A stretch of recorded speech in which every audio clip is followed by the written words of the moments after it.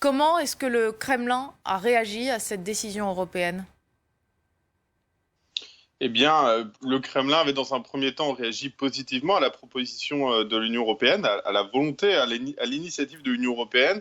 Pour l'instant, le Kremlin fait attendre sa réponse, mais il n'y a pas vraiment de surprise de la part de Moscou.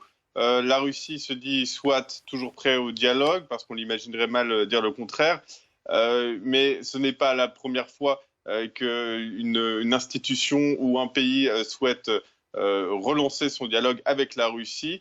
Et pour Moscou, il y a toujours un premier pas qui est attendu de la part de ces institutions. On comprend donc aujourd'hui que ce premier pas n'aura pas lieu.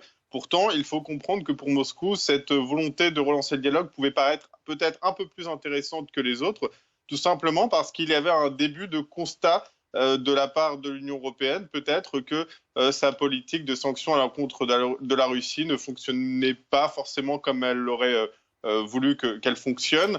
C'est en tout cas quelque chose que la Russie essaye de faire comprendre à l'Union européenne depuis des années, qu'à chaque sanction, il y a des contre-sanctions, que ces sanctions ont peu d'influence sur la politique russe. La Russie a donc un instant cru que l'Union européenne se sentait prête à réfléchir sa politique de sanctions qu'elle lui oppose régulièrement, mais ce n'est a priori pas le cas. Alors, ce n'est pas la première fois qu'il y a une tentative de dialogue entre l'Union européenne et la Russie, mais jusque-là, ça a toujours coincé. Oui, oui, exactement. C'est aussi pour ça que la Russie n'attendait en fait pas grand-chose de l'Union européenne. Il faut comprendre que Vladimir Poutine est au pouvoir depuis 21 ans et que les bonnes volontés affichées, les volontés de dialogue, voire de rapprochement, eh bien Vladimir Poutine, il en a vu passer plusieurs.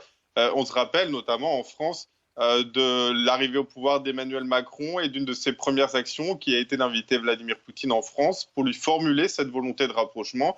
Eh bien, quelques années plus tard, euh, très nombreux observateurs estiment que cette tentative est un échec. Il faut comprendre qu'à chaque fois, donc, la Russie attend un premier pas de la part de la personne en face du pays, en face de l'institution, mais que ce premier pas, il est toujours compliqué, tout simplement parce que il se heurte à la réalité des faits, à l'attitude de la Russie. Il y a eu l'annexion de la Crimée, la guerre dans le Donbass, des assassinats d'opposants sur le territoire russe ou même parfois sur le territoire européen. Et l'Union européenne s'est toujours sentie dépourvue face à ces actions. Elle n'a jamais su comment réagir autrement que par des sanctions donc à laquelle la Russie a aussi toujours su réagir.